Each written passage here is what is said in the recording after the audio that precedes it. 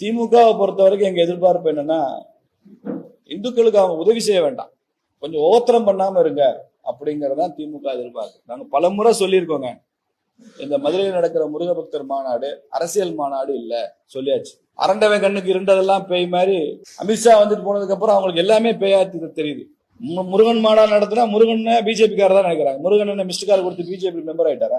அப்படிலாம் ஒண்ணும் இல்லையா? முருகனை கொண்டாடினா நீங்க முருக பக்தர் மாநாடு நடத்துறீங்களா? முத்தமிழ் முருகன் மாநாடு நடத்துனீங்க, நாங்க அதை வரவேற்றோம். அது திமுக மாநாடுன்னு சொல்லி கொச்சப்படுத்தினோமா? நாங்க இல்ல கவர்மெண்ட் நடத்துச்சு. அதே மாதிரி இப்ப இந்து முன்னணி நடத்துது, இது அரசியல் கட்சி நடத்தல, பிஜேபி நடத்துகிற மாநாடு அல்ல. இது ஊடகங்கள் வாயிலா நான் திரும்ப சொல்றேன், இது அரசியல் மாநாடு அல்ல பிஜேபி. ஆனால் பிஜேபி இதுக்கு உதவி செய்கிறது. இந்து முன்னணி எங்கிட்ட கோரிக்கை வைக்கிறாங்க, உதவி பண்ணுங்கன்னு கோரிக்கை வைக்கிறாங்க. ஓகே, வைக்கிறோம். கிறிஸ்தவர்களுக்கும் முஸ்லீம்களுக்கும் உதவி செய்யறதுக்கு திமுக இருக்கு, காங்கிரஸ் இருக்கு, விடுதலை சிறுத்தைகள் இருக்கு, கம்யூனிஸ்டுகள் இருக்கு. சிறுபான்மை சமுதாயங்களுக்கு நிபந்தனையற்று ஓடி போய் உதவி செய்வதற்கு அவங்க எல்லாம் இருக்காங்க. ஒரு காலத்துல வைகோ சொன்னார், எந்த சிறுபான்மையினராவது தொட வேண்டும் என்றால் என் பிணத்தின் மீது நடந்து போய்தான் நீங்க அவங்கள தொடணும் அப்படின்னு எல்லாம் ஒரு காலத்துல பேசினார் வைகோ. யாரும் போய் அவங்களை காயப்படுத்தலாம் இல்ல, அவரா கற்பனை பண்ணிட்டு காத்துல அருவாள் சுத்துற மாதிரி சுத்தி என் பிணத்தின் மீது நடந்து போய் அப்படிலாம் பேசுறதுக்கு ஆள் இருக்கு. ஆனா இந்துக்களுக்கு ஒண்ணுன்னா கேட்க நாதி இல்ல.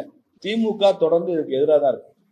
இது சங்கிகள் மாநாடுன்னு கொச்சப்படுத்துறது, இப்படிதான் முருகன் பண்ண சொன்னாரான்னு கேட்கறது, நீங்க எத்தனை பால் காவடி எடுத்தாலும் உங்களுக்கு ஒன்றும் ஆகாதுன்றது. நாங்க எங்களுக்கு என்ன ஆக போகுது? நாங்க இதை நம்பியா ஓட்டு கேட்டா இந்த கூட்டம் நடத்துறோம்? அங்க ஒரு அரசியல் தீர்மானம் கூட நாங்க நிறைவேற்ற மாட்டோம்னு சொல்லியிருக்கோம்.